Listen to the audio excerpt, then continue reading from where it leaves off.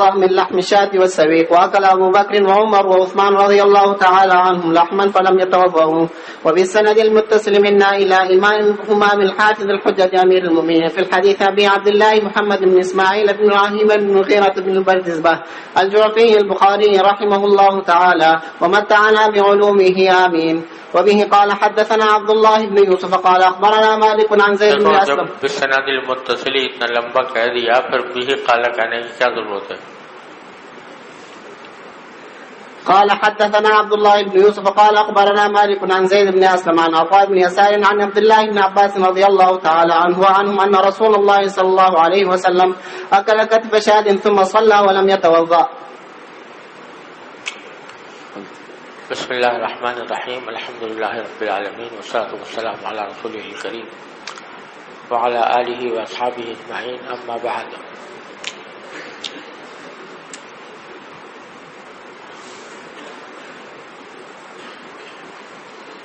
یہ دو باب جو آگے آ رہے ہیں ان میں وضو مما مست النار کا مسئلہ بیان کرنا مقصود ہے. بعض روایتیں جو سنن کی کتابوں میں آئی ہیں، ترمذی میں پڑھیں گے آپ، ابو داؤد میں پڑھیں گے، اس میں یہ وارد ہوا ہے کہ الوضوء مما مست النار، یعنی جو چیز آگ پر پکائی گئی ہو یا آگ پر گرم کی گئی ہو اس کو کھانے سے وضو واجب ہو جاتا ہے، وضو ہو جاتا ہے. وضو مشروع ہے ہر اس چیز سے جس کو کہ آگ نے چھوا ہو.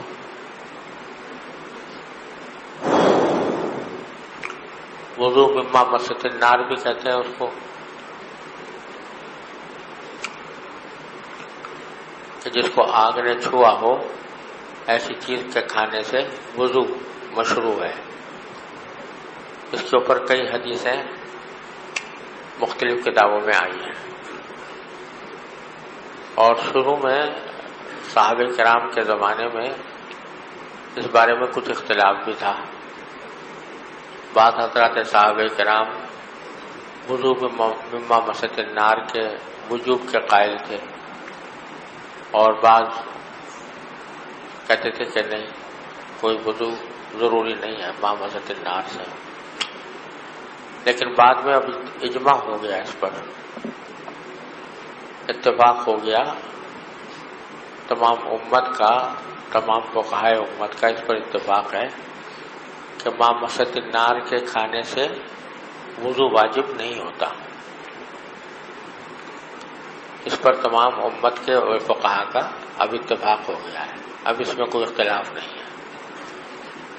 تو وضو ماں مست النار والی جو حدیثیں تھیں وہ شاید امام بخاری کی شرط پر نہیں تھی، یا تو اس وجہ سے وہ لے کر نہیں آئے، یا اس لیے کہ وہ معمول بھی ہی نہیں تھی، ان کے اوپر عمل نہیں تھا، اس واسطے لے کر نہیں آئے.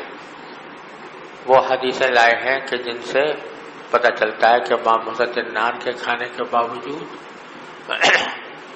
حضور اقدس صلی اللہ علیہ وسلم نے وضو نہیں فرمایا. اب جو حدیثیں موجود تھیں یا ہیں جن میں وضو میں ماں مست النار کا حکم آیا ہے، تو اس کی توجیحات مختلف کی گئی ہیں. بعض حضرات کہتے ہیں کہ یہ حکم شروع میں تھا، بعد میں منسوخ ہو گیا. بعض حضرات کہتے ہیں کہ یہ واجب کبھی بھی نہیں تھا، مستحب تھا. اور بعض حضرات کہتے ہیں کہ یہ وضو مما مست النار وہ وضو نماز والا وضو نہیں تھا جس میں تمام اعضاء کو دھویا جائے، بلکہ صرف ہاتھ منہ دھونے کو وضو میں مست النار کہتے تھے. میرے نزدیک یہ تینوں باتیں صحیح ہیں. یعنی جب وضو میں ماں مست النار کا حکم آیا تھا تو اس سے مراد پورا وضو کرنا نہیں تھا. جو نماز کے لیے وضو کیا جاتا ہے وہ وضو کرنا مراد نہیں تھا، بلکہ صرف ہاتھ منہ دھو لینا مراد تھا.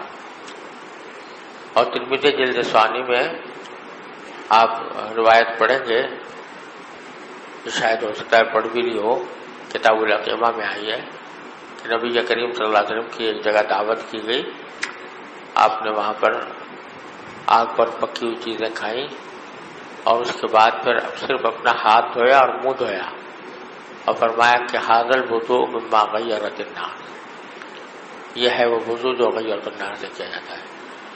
تو اس سے بات واضح ہو گئی کہ وضو جو مراد تھا اس سے وہ پورا وضو نہیں تھا، بلکہ صرف ہاتھ منہ دھو لینا مراد تھا، سمجھ گئے؟ اور وہ بھی مستحب تھا، واجب نہیں تھا۔ بعد میں استحباب بھی اس کا ختم ہو گیا، کیونکہ حضرت جابر رضی اللہ تعالیٰ عنہ کی حدیث ہے جو آپ پڑھیں گے سنن میں کہ کان آخر الامرین من رسول اللہ صلی اللہ علیہ وسلم ترک الوضوء مما غیرت النار، یعنی رسول اللہ صلی اللہ علیہ وسلم کے کاموں میں آخری عمل یہ تھا کہ آپ وضو نہیں کرتے تھے ما غیرت النار سے۔ اس سے معلوم ہوا کہ وہ پہلا جو حکم تھا وہ بھی منسوخ ہو گیا، سمجھ گئے؟ یہ ہے خلاصہ اس بحث کا۔ تو یہ باب ہے باب من لم یتوضأ من لحم الشاة والسویق، یہ باب ہے اس شخص کی دلیل کے بیان میں جو وضو نہ کرے بکری کے گوشت سے، بکری کا گوشت کھانے کے بعد، اور سویق یعنی ستو کھانے کے بعد۔ ستو بھی آگ پر پکایا جاتا ہے نا، تو اس کے کھانے کے باوجود جو وضو نہ کرے اس کے لیے باب ہے۔ اور تعلیقاً روایت کیا ہے کہ اکل ابو بکر و عمر و عثمان رضی اللہ عنہم لحمن، تینوں خلفائے راشدین نے ایک مرتبہ گوشت کھایا، فلم یتوضؤ، لیکن گوشت کھانے کے بعد وضو نہیں کیا۔ پھر آگے حضرت عبداللہ بن عباس رضی اللہ عنہ سے حدیث روایت کی ہے ان رسول اللہ صلی اللہ علیہ وسلم اکل کتف شاۃ، آپ نے ایک بکری کا کندھا تناول فرمایا، ثم صلی ولم یتوضأ، پھر فوراً ہی نماز پڑھ لی، بیچ میں وضو نہیں کیا۔ تو حالانکہ ظاہر ہے کہ بکری کا کندھا جو کھایا گیا تو وہ آگ پر پکایا گیا ہوگا، لیکن اس کے باوجود آپ نے وضو نہیں فرمایا۔ جی وبه قال حدثنا يحيى بن بكير قال حدثنا الليث عن عقيل عن ابن شهاب قال أخبرني جعفر بن عمرو بن أمية أن أباه أخبره أنه رأى النبي صلى الله عليه وسلم يحتض من كتف شاة فدعي إلى الصلاة فألقى السكين فصلى ولم يتوضأ۔ یہ واقعہ وہی ہے لیکن دوسرے صحابی سے ہے، عمرو بن امیہ عمری رضی اللہ تعالیٰ عنہ روایت کر رہے ہیں کہ انہوں نے نبی کریم صلی اللہ علیہ وسلم کو دیکھا کہ آپ ایک بکری کے کندھے میں سے کاٹ رہے ہیں، یحتزو، گوشت کو کاٹ رہے ہیں، اور کاٹ رہے ہیں ظاہر ہے کھانے کے لیے۔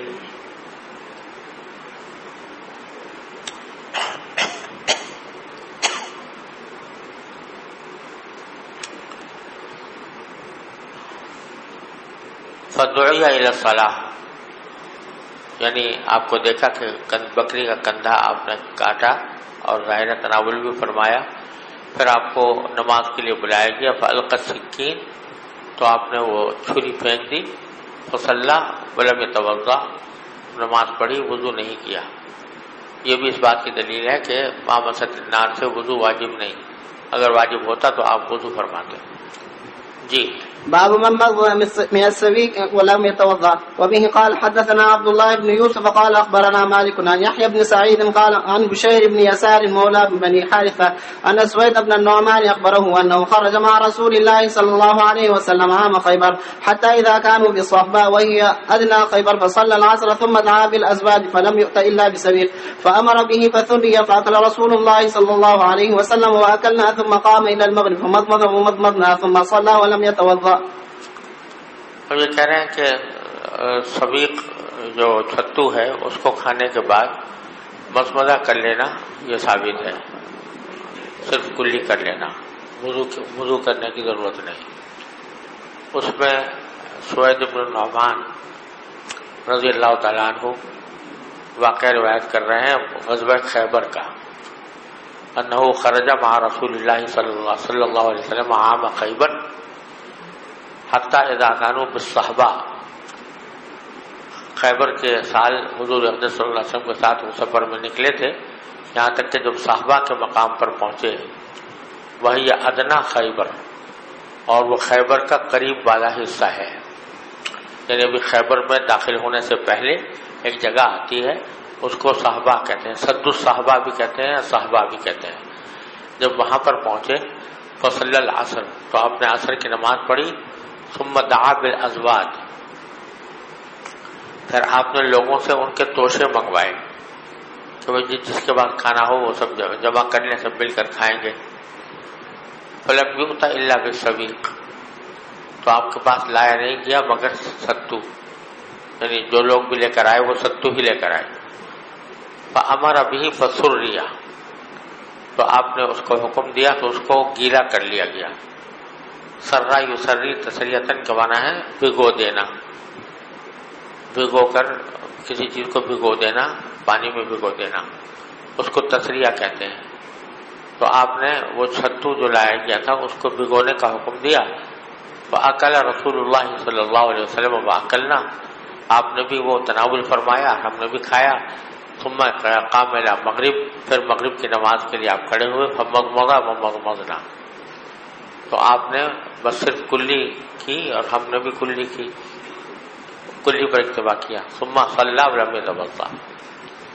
جی وبه قال حدثنا أسبغ قال أخبرنا ابن وهب قال أخبرني عمرو عن بكير عن كريب أي ميمونة رضي الله تعالى عنها وعنهم عن النبي صلى الله عليه وسلم أكل عندها كتفا ثم صلى ولم يتوضأ۔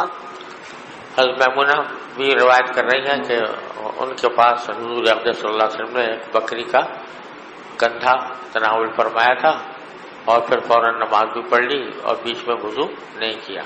یہ ساری حدیثیں اس بات پر دلالت کر رہی ہیں کہ مامست النار سے وضو واجب نہیں۔ جی باب جی یہ اوپر بال تکینہ اصل کرتے وہ چھری وغیرہ، تو یہ کانٹے کی شرعی حیثیت کیا ہے؟ گوشت کھانے کے لیے کانٹا استعمال کیا جاتا ہے تو اس کی شرعی حیثیت کیا ہے؟ سمجھ میں نہیں آیا بھائی کیا کہا؟ گوشت کھانے کے لیے جو کانٹا استعمال کیا جاتا ہے اس کی شرعی حیثیت کیا ہے؟ کیا کھانے کے لیے؟ گوشت وغیرہ کاٹنے کے لیے، ہڈی سے الگ کرنے کے لیے کانٹا استعمال کیا جاتا ہے، ہاں، تو اس کی شرعی حیثیت کیا ہے؟ جائز ہے یا جائز ہے؟ جائز؟ صحیح سوال۔ جی صحیح جو حدیث آئی ہے یہ جو اس ترجمۃ الباب سے مناسبت نہیں رکھتی بلکہ اس سے پہلے والا جو باب تھا اس سے مناسبت رکھتی، تو چاہیے یہ تھا کہ یہ حدیث اس سے پہلے والے باب میں ہونا چاہیے تھی، کیونکہ یہاں پر کون سی حدیث؟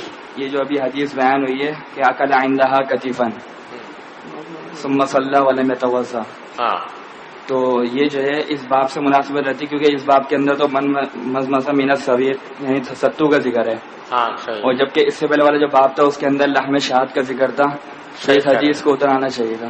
صحیح کہہ رہے ہیں آپ، صحیح کہہ رہے ہیں، یہ اصل جگہ اس کی وہی تھی، اور ہو سکتا ہے کسی کاتب نے اس کو ادھر سے ادھر منتقل کر دیا ہو، صحیح جگہ اس میں شک نہیں ہوئی تھی، صحیح بات۔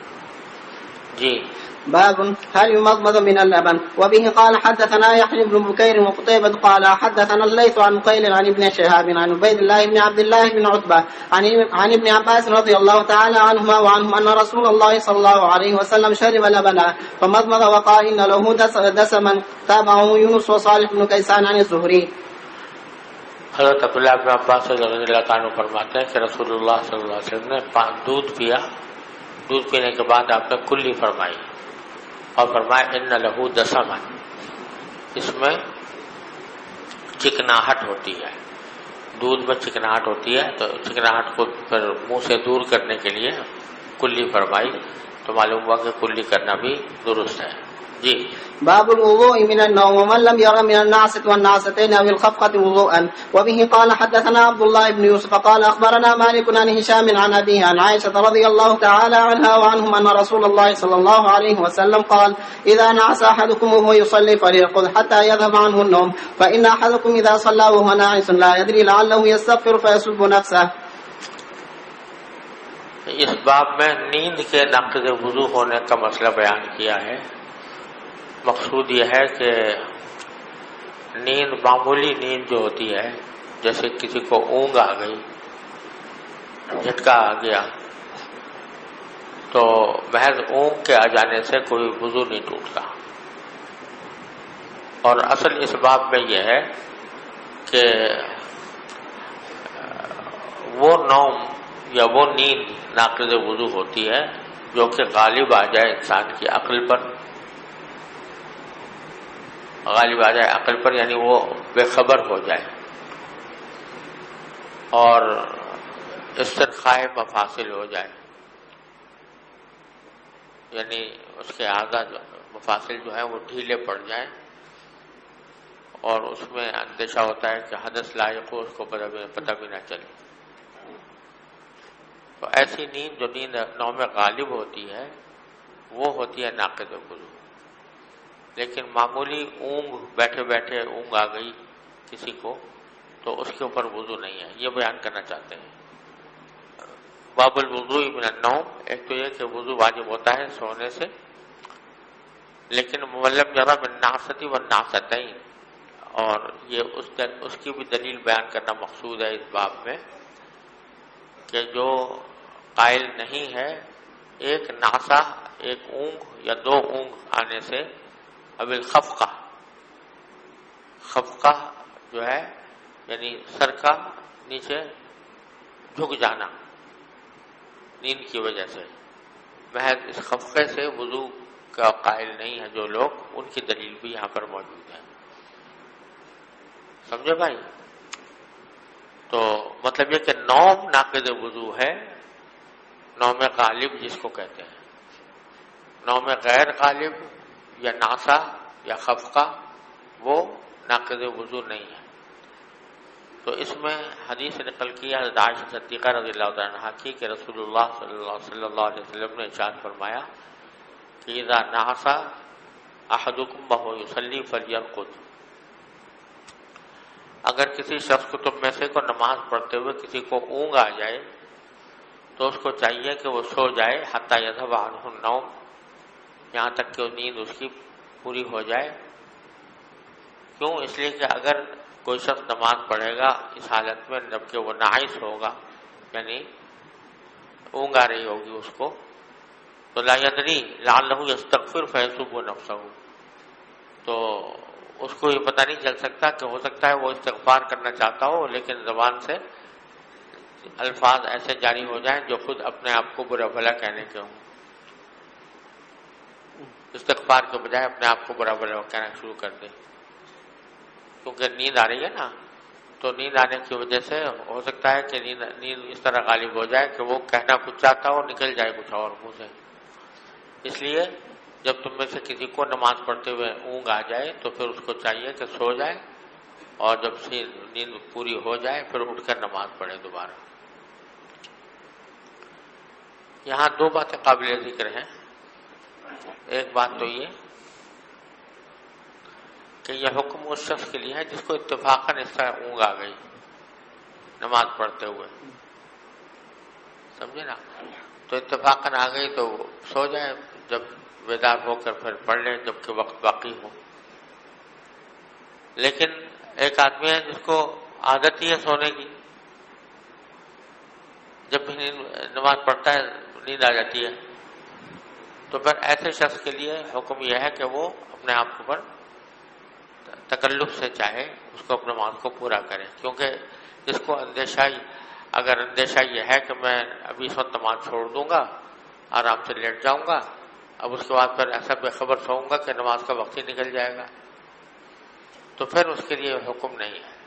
یہ حکم اس کے لیے ہے کہ جو کبھی کبھی سیاحتی واقعہ پیش آیا ہو اور اس کو یہ اس بات کا گمان غالب ہو کہ میں لیٹ کر جب اٹھوں گا تو پھر اٹھ کر میرے پاس وقت ہوگا نماز کا اور میں نماز پڑھ سکوں گا. سمجھ رہے نا؟ ایک تو یہ بات سمجھنے کی ہے. دوسری بات یہ کہ اس حدیث سے یہ بات معلوم ہو رہی ہے کہ نعسہ سے وضو نہیں ٹوٹتا، کیونکہ یہ فرمایا کہ جب تمہیں نعسہ ہو جائے یعنی اونگ آ جائے تو کیا کرو؟ سو جاؤ. تو ظاہر ہے یہ مطلب تو نہیں ہے سونے کا کہ نماز کے دوران، قیام کے دوران نیند آئی وہیں کہ وہیں لیٹ گیا آدمی فوراً. یہ تو مراد نہیں ہے. مطلب یہ ہے کہ جو نماز شروع کر رکھی ہے اس کو تو پورا کرے. 2 رکعتیں شروع کی ہیں تو 2 رکعتیں پوری کرے, اس کے بعد سو جائے. اصل میں زیادہ تر یہ اس کا اطلاق ہو رہا ہے رات کی نماز تہجد کے لیے, کہ آدمی 2 رکعتیں پڑھی, اب اس میں نیند آ رہی ہے بہت سخت, تو یہ تو مطلب نہیں ہے کہ جب نیند آنی شروع ہوئی اور اونگ آنی شروع ہوئی تو فوراً وہیں لیٹ جائے جس حالت میں بھی ہو. یہ مراد نہیں ہے, ہو سکتی. مراد یہی ہے کہ 2 رکعتیں پوری کر کے پھر سو جائے, پھر جب موقع ہو تو اٹھ کے نماز پڑھے. تو اب جب ناسا کی حالت میں نماز پوری کرے گا تو یہ نماز ناسا کی حالت میں ہو رہی ہوگی, تو اگر ناسا ناقض وضو ہوتا تو پھر یہ حکم نہ دیا جاتا کہ وہ اس کو پورا کرے. سمجھ گئے؟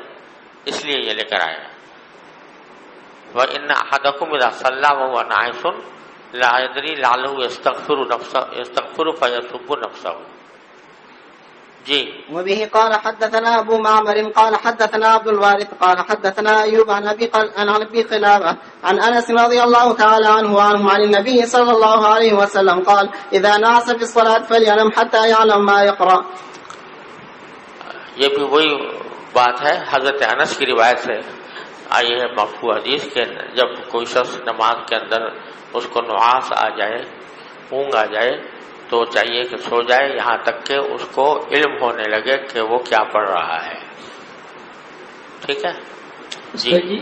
جی جی اسی طریقے سے اگر فرض نماز یا جماعت وغیرہ کے وقت قریب ہے اور اس کو نیند زیادہ آ رہی ہے تو اس صورت میں بھی سو جائے. اور ہاں, جبکہ اتنی غالب ہو نیند, جبکہ اندیشہ ہو کہ میں وہ صحیح الفاظ زبان سے نہیں نکال سکے گا اور وقت میں گنجائش بھی ہو نماز پڑھنے کی تو پھر گنجائش ہے. جی ایک سوال ہے. جی. ناسا یا نیند کی وجہ سے نماز فاسد ہو جاتا ہے یا نہیں؟ جی. ناسا یا نیند کی وجہ سے نماز فاسد ہو جاتی ہے یا نہیں؟ ناسا سے جی نہیں, نیند کی وجہ سے نہیں ہوتی. درمیان صلاۃ میں اگر ناسا نیند آ جائے نہیں, اس سے نہ نماز فاسد ہوتی ہے نہ وضو ٹوٹتا ہے. جی. باب الوضوء من غير حدث. وبه قال حدثنا محمد بن يوسف قال حدثنا سفيان عن عمرو بن عامر قال سمعت انسا وحدثنا مسدد قال حدثنا يحيى عن سفيان قال حدثني عمرو بن عامر عن انس رضي الله تعالى عنه قال كان النبي صلى الله عليه وسلم يتوضا عند كل صلاه. قلت كيف كنتم تصنعون؟ قال يجزئ احدنا الوضوء ما لم يحدث. اب یہ بتا رہے ہیں کہ وضو کرنا بغیر حدث کے, یعنی آدمی کا پہلے سے وضو ہے اور وضو ٹوٹا نہیں ہے, پھر کسی نماز کا دوسری نماز کا وقت آ گیا تو اس وقت میں نیا وضو کرے وہ بغیر اس کے کہ اس کو حدث لائق ہوا ہو, جس کو وضو علی الوضو کہتے ہیں. تو یہ مشروع ہے اور فضیلت کی چیز ہے کہ پہلے سے وضو تھا لیکن دوبارہ وضو کر لیا, کسی نئی نماز کے لیے دوبارہ وضو کر لیا. اس میں جو حدیث روایت کی ہے وہ حضرت انس رضی اللہ تعالیٰ عنہ کی ہے. وہ فرماتے ہیں کہ کان النبی صلی اللہ علیہ وسلم یتوضا عند کل صلاۃ. نبی کریم صلی اللہ علیہ وسلم ہر نماز کے وقت وضو کیا کرتے تھے, یعنی چاہے پہلے سے وضو ہو تب بھی آپ نئی نماز کے لیے, جیسے مثلا ظہر کے وقت وضو کیا تھا اور وہ وضو باقی ہے عصر کے وقت بھی, لیکن باقی ہونے کے باوجود آپ عصر کے لیے نیا وضو فرماتے تھے. قلت, میں نے کہا کیف کنتم تصنعون, آپ لوگ کیسے کرتے تھے؟ یعنی حضور اقدس صلی اللہ علیہ وسلم کا معمول تو آپ نے بتا دیا کہ آپ ہر نماز کے لیے نیا وضو کرتے تھے, لیکن آپ لوگ خود صحابہ کرام کیسے کرتے تھے؟ قال یجزی احدنا الوضوء ما لم يحدث. تو انہوں نے فرمایا کہ ہم میں سے ہر ایک کو وضو کافی ہو جاتا تھا جب تک کہ اس کو حدث لاحق نہ ہو, یعنی پہلا وضو کیا ہوا وہ کافی ہو جاتا تھا جب تک کہ کوئی حدث لاحق نہ ہو. حدث لاحق ہو تو پھر بے شک نیا وضو کرتے تھے، لیکن حدث لاحق نہ ہو تو پچھلا کیا ہوا وضو کافی ہو جایا کرتا تھا۔ اس حدیث کی وجہ سے بعض حضرات نے یہ کہا ہے کہ حضور اقدس سرورت عالم صلی اللہ علیہ وسلم کا معمول تو یہ بیان کیا ہی ہے کہ آپ ہر نماز کے لیے نیا وضو کرتے تھے۔ بعض لوگوں نے کہا کہ ایسا کرنا آپ کے ذمہ واجب تھا، امت کے دوسرے لوگوں کے لیے واجب نہیں تھا، لیکن حضور اقدس صلی اللہ علیہ وسلم کے لیے واجب تھا کہ آپ ہر نئی نماز کے لیے نیا وضو کریں۔ اور بعض حضرات کہتے ہیں کہ نہیں، واجب نہیں تھا بلکہ یہ مستحب تھا، مستحب بھی ہے، دوسرے لوگوں کے لیے بھی ہے، رسول کریم صلی اللہ علیہ وسلم کے لیے بھی ہے، تو مستحب تھا اور ہے، تو آپ اس مستحب پر عمل کرنے کے لیے ایسا کیا کرتے تھے۔ اور اگلی حدیث جو آ رہی ہے اس سے اسی بات کی تائید ہوتی ہے کہ واجب نہیں تھا، کیونکہ ایک واقعہ آگے آ رہا ہے جس میں آپ نے پچھلی نماز کے کیے ہوئے وضو سے اگلی نماز پڑھی، تو اس سے معلوم ہوا کہ واجب نہیں تھا آپ کے ذمہ۔ اور دوسری بات یہ معلوم ہوئی کہ یہاں جو بات بتا رہے ہیں حضرت انس کہ ہر نماز کے لیے نیا وضو کیا کرتے تھے، یہ عام عادت تھی، لیکن کبھی کبھی اس کے خلاف بھی ہوا ہے۔ جی۔ وبه قال حدثنا خالد بن مخلد قال حدثنا سليمان قال حدثني يحيى بن سعيد قال أخبرني بشير بن يسار قال أخبرني سويد بن النعمان رضي الله تعالى عنه قال خرجنا مع رسول الله صلى الله عليه وسلم عام خيبر حتى إذا كنا بصهباء صلى لنا رسول الله صلى الله عليه وسلم العصر فلما صلى دعا بالأطعمة فلم يؤت إلا بالسويق فأكلنا وشربنا ثم قام النبي صلى الله عليه وسلم إلى المغرب فمضمض ثم صلى لنا المغرب ولم يتوضأ۔ اب یہ وہی حدیث سوید بن نعمان رضی اللہ عنہ کی جو پہلے آئی تھی خیبر کے واقعے سے متعلق، اسی کو تھوڑے سے مختلف طریق سے روایت کیا ہے۔ وہ کہتے ہیں کہ ہم رسول اللہ صلی اللہ علیہ وسلم کے ساتھ نکلے خیبر کے سال، یہاں تک کہ جب ہم صحابہ کے مقام پر پہنچے تو رسول اللہ صلی اللہ علیہ وسلم نے ہمیں عصر کی نماز پڑھائی، ہے نا، عصر کی نماز پڑھائی۔ فلما صلی، جب نماز پڑھ چکے تو دعا بالاطعمہ، تو لوگوں سے کہا کہ بھائی اپنے اپنے کھانے لے آئیں۔ فلم یؤت الا بالسویق، تو کوئی اور چیز نہیں لائی گئی سوائے ستو کے۔ فاکلنا وشربنا ثم قام النبی صلی اللہ علیہ وسلم الی المغرب، اس کے بعد آپ مغرب کے لیے کھڑے ہوئے، فمضمض، تو بس کلی کی، ثم صلی لنا المغرب ولم يتوضا، اور مغرب کی نماز پڑھائی اور وضو نہیں کیا۔ تو اس سے دو باتیں معلوم ہوئی، ایک بات تو وہ جو پہلے باب کے اندر بتائی تھی کہ اس سے سبیق کے کھانے کے بعد مضمضہ کرنا کافی ہے، وضو کرنا ضروری نہیں ہے۔ دوسرے یہ کہ یہاں رسول اللہ صلی اللہ علیہ وسلم نے عصر کی نماز کے لیے جو وضو کیا تھا اسی سے مغرب کی نماز بھی پڑھی، لہٰذا سے پتہ چلا کہ حضرت انس رضی اللہ عنہ جو پچھلے حدیث میں جو کچھ انہوں نے بیان فرمایا ہے وہ حضور کا عام معمول تو تھا، لیکن کبھی اس کے خلاف بھی ہوا ہے، اور ایسا کرنا آپ کے ذمہ کوئی فرض بھی نہیں تھا بلکہ اس کے خلاف بھی آپ نے کیا ہے، وہ بھی جائز تھا۔ سر جی، یہ جو مشہور ہے کہ ایک وضو پر دوسرا وضو یہ موجب ثواب اور فضیلت ہے، یہ صحیح ہے؟ صحیح ہے، ایک وضو پر وضو اور وضو نور علی نور۔ جی۔ بسم الله الرحمن الرحيم. باب من الكبائر أن لا يستتر من بوله. وبه قال حدثنا عثمان قال حدثنا جرير عن منصور عن مجاهد عن ابن عباس رضي الله عنهما قال مر النبي صلى الله عليه وسلم بحائط من حيطان المدينة أو مكة فسمع صوت إنسانين يعذبان في قبورهما فقال النبي صلى الله عليه وسلم يعذبان وما يعذبان في كبير ثم قال بلى كان أحدهما لا يستتر من بوله وكان الآخر يمشي بالنميمة ثم دعا بجريدة فكسرها كسرتين فوضع على كل قبر منهما كسرة فقيل له يا رسول الله لما فعلت هذا قال لعله أن يخفف عنهما ما لم تيبسه۔ یہ فرمایا کہ کبائر میں سے، کبیرہ گناہوں میں سے ہے یہ بات کہ آدمی اپنے بول سے استتار نہ کرے، یعنی پیشاب کرتے وقت لوگوں سے پوشیدہ نہ ہو، سب کے سامنے پیشاب کرے۔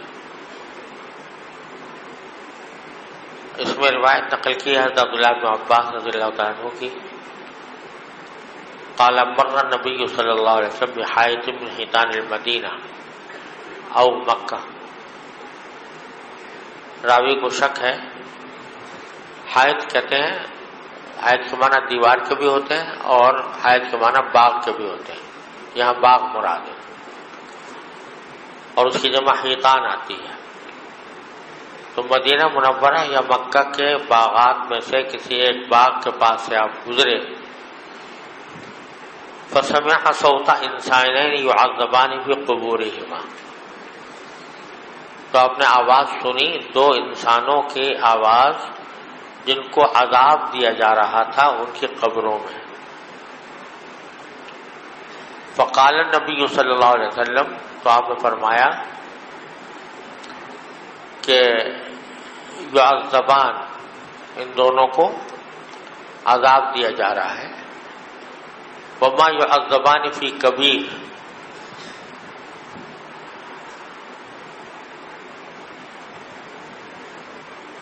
اور ان کو کسی بڑی بات کے اوپر عذاب نہیں دیا جا رہا. ثم قال بلا، پھر فرمایا کہ کیوں نہیں، جس بات پر عذاب دیا جا رہا ہے وہ بڑی بات تھی. شروع میں تو یہ فرمایا کہ بڑی بات نہیں تھی، پھر فرمایا کہ بلا، کیوں نہیں بڑی بات تھی. کان احدہما لا یستتر من بولہ،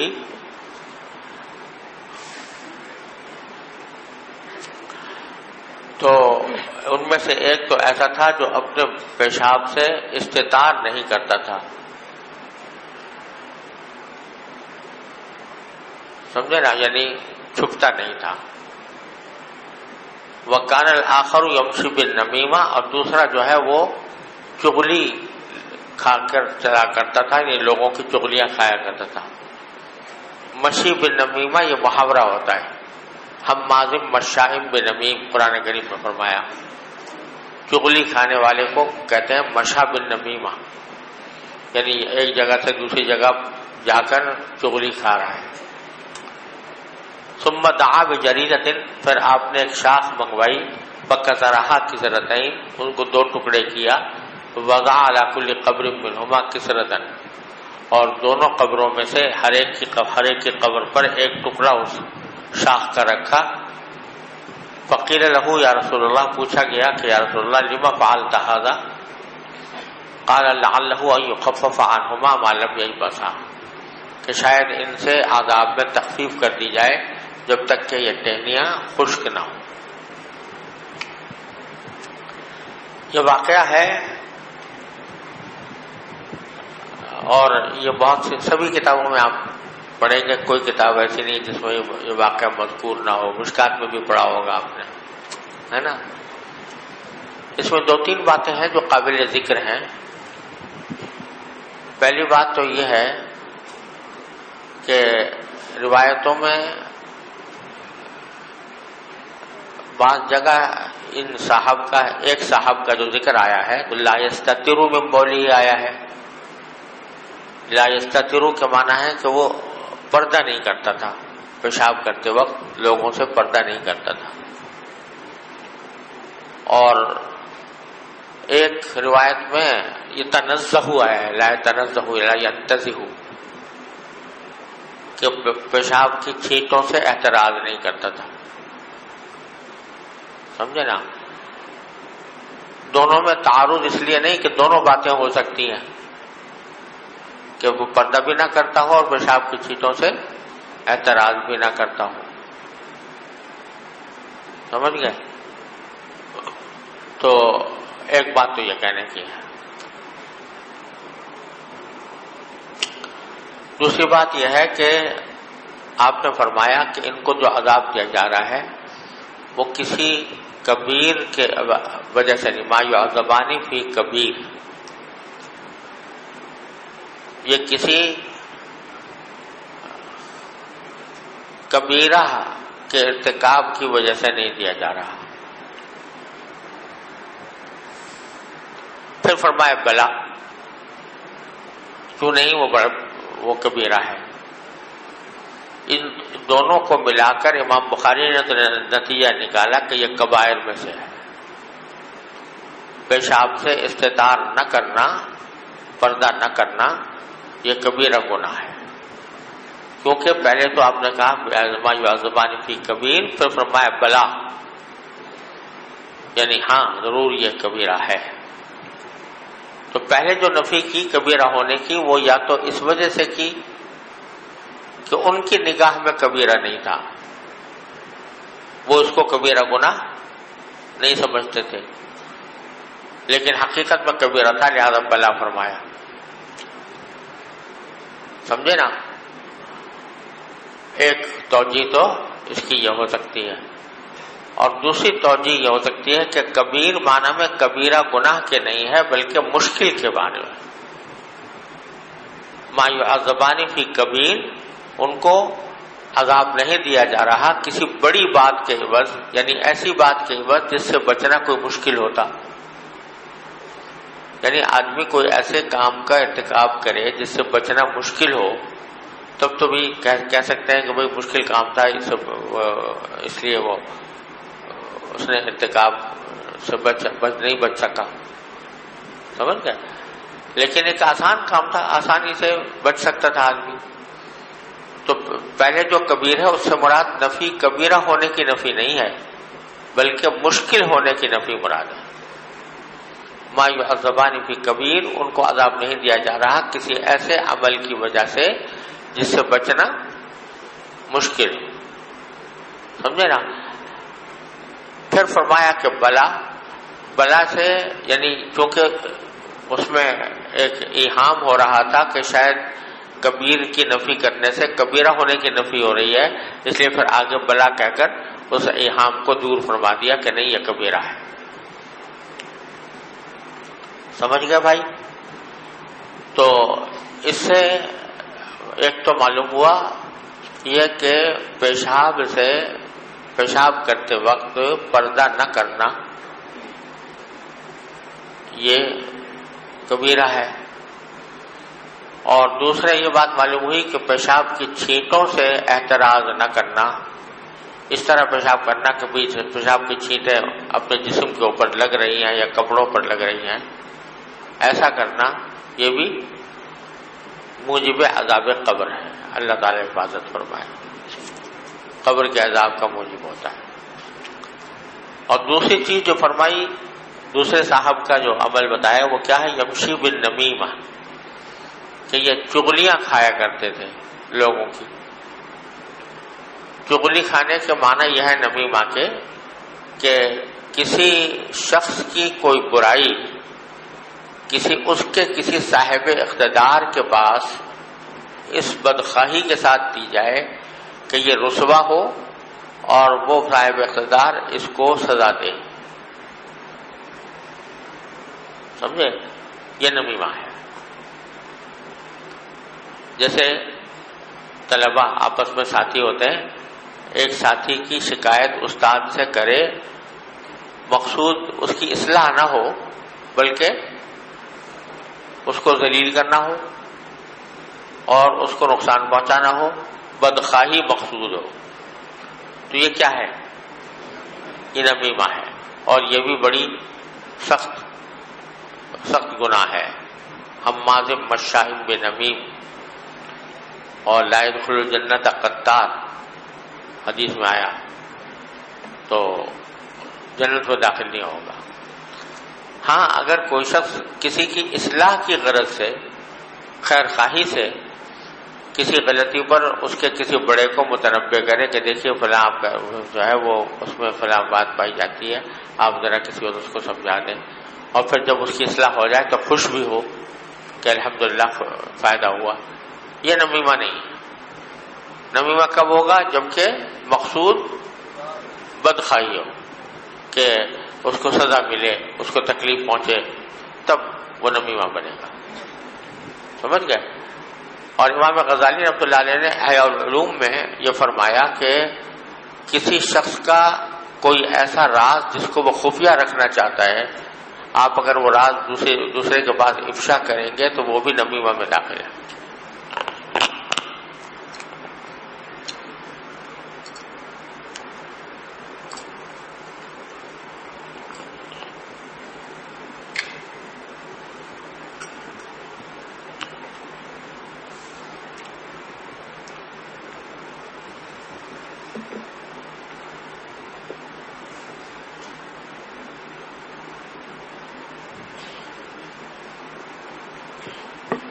استاد جی ایک سوال ہے جی جو ما يعذبان میں فی کبیر میں دوسری جو تعویل کی ہے کہ یہاں پر کبیر سے مراد مشکل کام ہے، جی تو اب جو آگے بلا فرمایا کہ بلا، تو بلا جو ایجاب نفی سابق کے لیے آتا ہے، تو وہاں پر ہم نے اس بات کہہ رہے ہیں کہ یہاں پر کبیرہ کس بات کی ہے؟ نفی تو ہم نے جو ہے مشکل کام کی ہوتے، مشکل کی تو پیچھے نفی نہیں کی تھی، تو اس کا اس بات کیسے ہو گیا؟ میں نے بتایا تھا، آپ نے غور نہیں کیا کہ کبیر سے مراد تو اصل میں مشکل کام تھا، لیکن الفاظ کے ظاہر سے کوئی شخص یہ سمجھ سکتا تھا کہ مراد کیا ہے، کبیرہ ہونے کی نفی ہے۔ تو پھر اس ایہام کو دور کر، میں نے لفظ استعمال کیا تھا، اس ایہام کو دور کرنے کے لیے بلا فرمایا۔ سمجھ گیا بھائی؟ آخری بات اس حدیث میں یہ ہے کہ نبی کریم صلی اللہ علیہ وسلم نے ایک شاخ گاڑی، اور جب وجہ پوچھی گئی کہ آپ نے کیوں گاڑی ہے، تو آپ نے وجہ بیان فرمائی کہ شاید ان کے عذاب میں جب تک یہ شاخ تر رہے گی، خشک نہیں ہوگی، اس وقت تک شاید اللہ تعالیٰ اس کے عذاب میں تخفیف کر دیں۔ تو اس سے کیا اس کا مطلب یہ ہے کہ اس کو معمول بنانا چاہیے کہ لوگوں کی قبروں پر شاخیں گاڑی جائیں، اور شاخیں گاڑنے کا کیا یہ فائدہ ہوگا کہ ان کے عذاب قبر میں تخفیف کی جائے؟ تو اس کے بارے میں حقیقت حال یہ ہے کہ صرف یہ ایک واقعہ ہے نبی کریم صلی اللہ علیہ وسلم کی حیات طیبہ میں جہاں آپ نے شاخ گاڑی کسی قبر کے اوپر۔ خود رسول کریم صلی اللہ علیہ وسلم کی حیات طیبہ میں بے شمار صحابہ کرام کی وفات ہوئی، آپ نے ان کے جنازے پڑھے، ان کے تدفین میں شریک ہوئے، اپنے ہاتھ اپنے دست مبارک سے دفن کیا، لیکن کہیں یہ مذکور نہیں ہے کہ آپ نے وہاں کوئی شاخ گاڑی ہو۔ سارے پورے ذخیرہ حدیث میں صرف ایک یہ واقعہ ہے۔ تو اس لیے زیادہ تر علماء کرام کا رجحان یہ ہے کہ نبی کریم صلی اللہ علیہ وسلم کو بذریعہ وحی ان صاحبان کے بارے میں یہ علم ہو گیا تھا کہ ان کے ساتھ اگر یہ معاملہ کیا جائے گا تو ان کے عذاب میں انشاءاللہ تخفیف ہو جائے گی۔ سمجھ گئے نا؟ تو یہ خصوصیت تھی حضور اقدس نبی کریم صلی اللہ علیہ وسلم کی، اور دوسرے لوگوں کے لیے یہ قابل تقلید، ہمیشہ کے لیے قابل تقلید نہیں ہے، کیونکہ نہ تو اس واقعے سے پہلے یا اس واقعے کے بعد نہ تو رسول اللہ صلی اللہ علیہ وسلم نے کبھی ایسا عمل کیا کسی بھی قبر کے اوپر، نہ صحابہ کرام سے منقول ہے۔ صرف ایک صحابی حضرت بریدہ ابن حصیب رضی اللہ تعالیٰ عنہ سے منقول ہے کہ انہوں نے بھی وصیت کی تھی کہ میرے قبر پر ایک شاخ کاٹ دینا، وہ بھی بطور احتمال، یعنی ایک احتمال ذہن میں آیا تو وہ اس کے مطابق حضرت بریدہ نے وصیت کر دی، لیکن اور کسی صحابی سے ایسا منقول نہیں ہے۔ تو میرے والد ماجد حضرت مولانا مفتی محمد شفیع صاحب قدس اللہ تعالیٰ سرہ یہ فرمایا کرتے تھے کہ احادیث میں جو چیز جس درجے میں وارد ہے اس کو اسی درجے میں رکھنا چاہیے، اس کو اس سے آگے نہیں بڑھانا چاہیے۔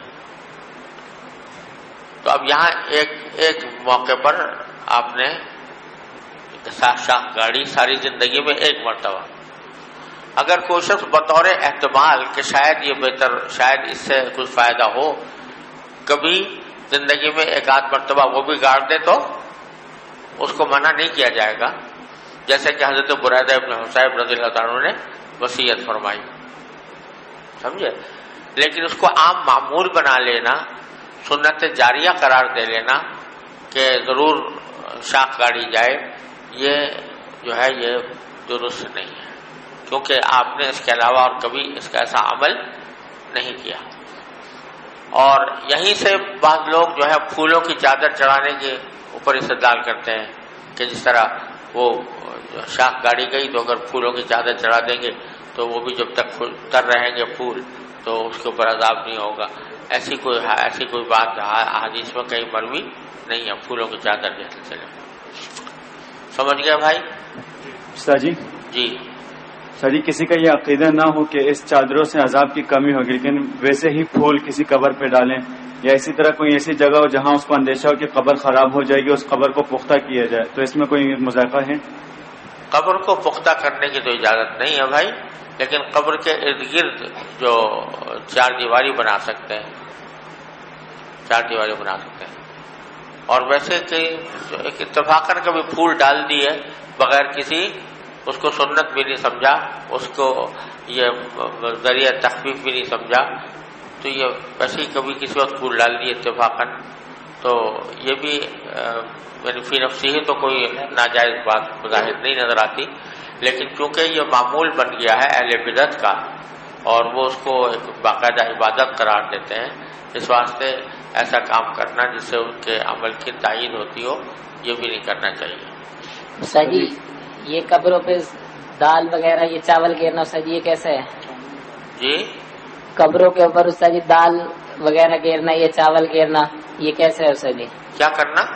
دال سر جی گرتے ہیں سر جی، وہ جانور دال اور چاول وغیرہ سر جی گرتے ہیں تاکہ یہ جانور کھا لیں سر جی چھوٹے. دال جی جی وہاں ڈالتے ہیں قبروں پر؟ جی. کس لیے؟ تاکہ وہ سر جی کیڑے مکوڑے کھا لیں سر جی. پرندے کھا لیں؟ جی. وہ پرندوں کے کھانے کے لیے قبر پہ ہی کیوں ڈالتے ہیں، کہیں اور نہیں ڈال سکتے؟ سر جی اکثر ایسا دیکھا گیا ہے، اس لیے سر جی سوال کیا ہے سر جی. اگر اس کو قبر کے ساتھ کوئی تعلق جوڑا گیا ہے اس کا تو یہ غلط ہے. قبر سے کوئی تعلق نہیں ہے، پرندوں کو ویسے ہی کھلا دیں کہ کہیں سے بھی کھلا دیں. سر جی ایک سوال ہے. جی یہ بعض علاقوں کے اندر قبروں کے اوپر اگربتی لگاتے ہیں خوشبو کے لیے، تو یہ کیسا؟ کیا ڈالتے ہیں؟ اگربتی لگائی جاتی ہے خوشبو کے لیے، ہاں تو یہ لگانا کیسا ہے؟ یہ بھی کوئی اصل نہیں ہے، اس کی اصل نہیں ہے کوئی. قبر پر اگربتی جلانا یا جلانا اس کی کوئی اصل نہیں ہے. سمجھ گیا بھائی؟ بس کریں. سر جی ایک سوال ہے. جی سر جی یہ استدار من البعد سے کیا مراد ہے؟ اس سے مراد یہ ہے کہ لوگوں کی نظروں سے اوجھل ہو جائے، یا یہ مراد ہے کہ اپنے سطر کو چھپائے؟ سطر کو چھپائے. تو سر جی یہ جو عام طور پر سڑکوں پر جو لوگ اس کا معمول بناتے ہیں تو وہ اس وعید میں داخل ہوں گے یا نہیں ہوں گے؟ سڑکوں پر جو دیواروں کے ساتھ جو لوگ جو ہیں وہ یہ حرکتیں کرتے ہیں پیشاب وغیرہ کرنے کی، تو وہ اس وعید اگر سطر عورت کے ساتھ کرتے ہیں تو وہ اس میں داخل نہیں ہوں گے. استاد جی پہاڑی علاقوں میں سلائڈنگ وغیرہ کے خطرے کی وجہ سے لوگ پختہ قبریں بناتے ہیں. وہ پختہ اگر اندر سے پختہ ہو تو کوئی حرج نہیں ہے، اوپر کوئی عمارت نہ بنائی جائے.